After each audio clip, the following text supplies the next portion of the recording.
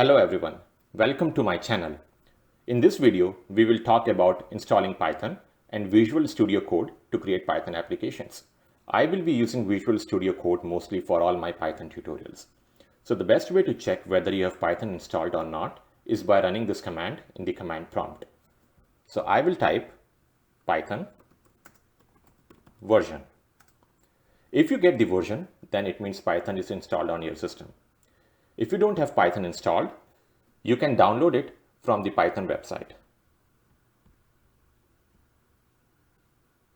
So you can go to this link and download the latest version of Python, and the installation process is fairly straightforward.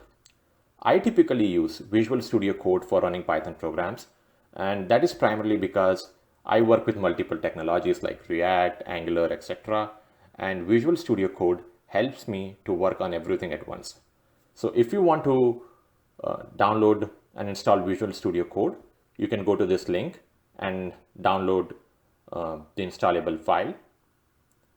If you don't want to work on Visual Studio Code, you can work on any IDE of your choice. There is PyCharm IDE and you can download the community version of it. So you can go to this link and download the community version of the PyCharm IDE.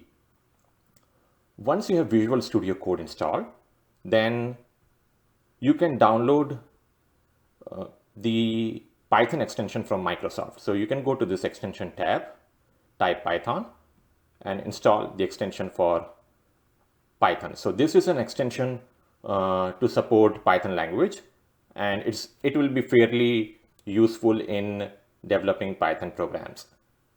I will share these links in the description for your quick reference, and I will see you in the next video. Thank you for watching.